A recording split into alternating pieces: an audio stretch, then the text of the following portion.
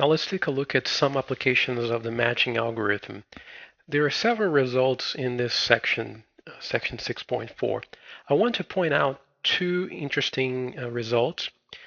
One is lemma 6.2, and it says that if step 3.3 of the algorithm is reached, then the labeled rows and unlabeled columns form a covering.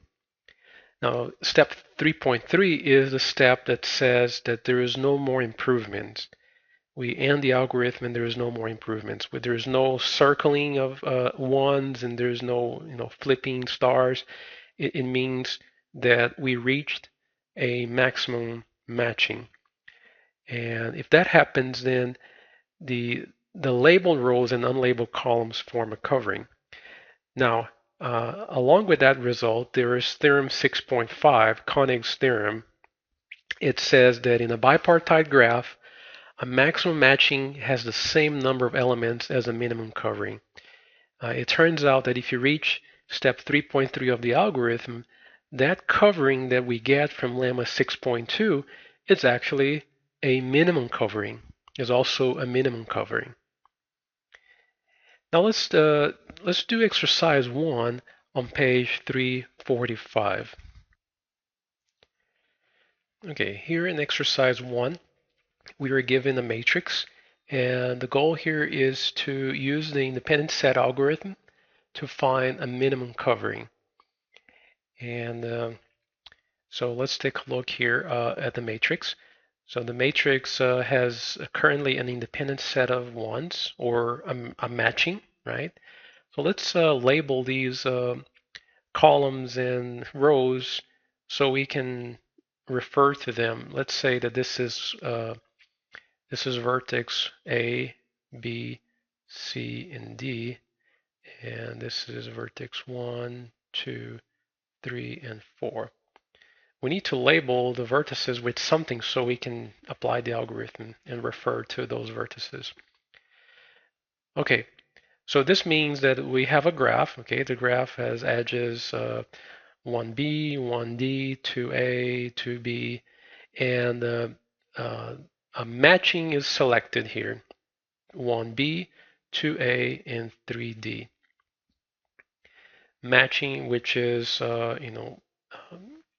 set of edges, or we can look at the stars, and that's called independent set of ones. Independent set of ones is the same as matching. It's just that it's one is in a matrix, and the other is in a graph. All right, so how do we apply the algorithm? The first step of the algorithm is to look at columns that don't have any stars, and you will label those columns with the pound sign. So here we're going to label this one with a pound sign, meaning that this is the only column that doesn't have a star. So that's step 1. Now we begin step 2. And, step 2 is the loop. We're going to scan columns and then rows, columns and then rows. Okay, we begin scanning the columns that are labeled. So we're going to scan column C. And when we scan column C, we look for ones that have no stars. So here's 0. Here is 1 with no star. So we're going to label here with C. Keep going down. No more ones with no stars. So we check mark here.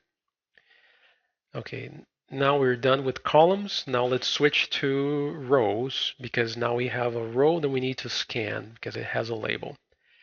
Now, when we scan a row, we look for ones with a star.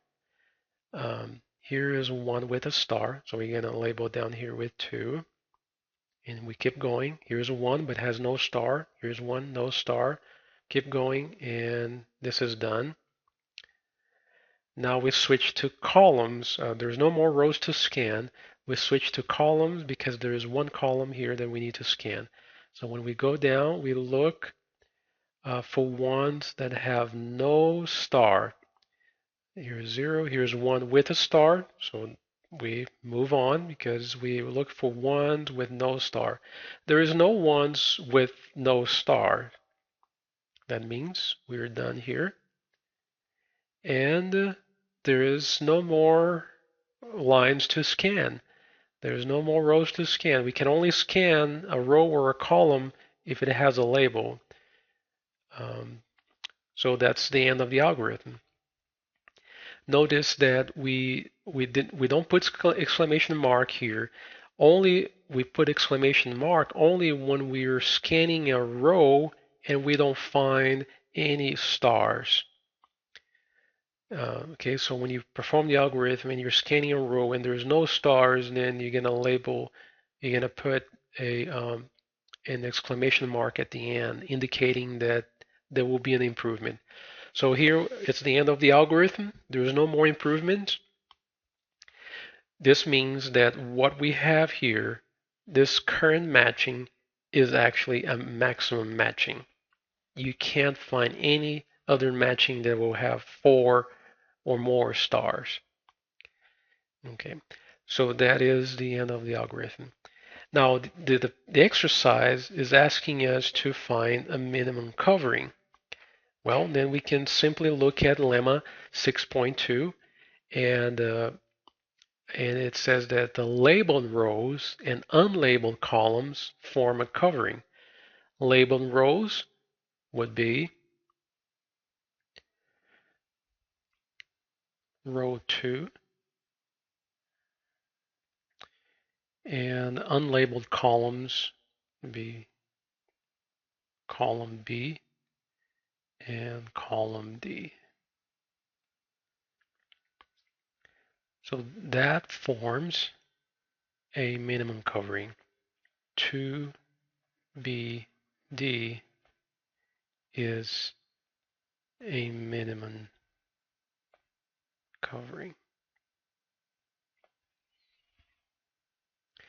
Now the exercise is not asking that for maximum matching, but we could also indicate here the maximum matching. The maximum matching would be where the stars are 2A, 1B, and 3D. 2A, 1B, and 3D is a maximum matching.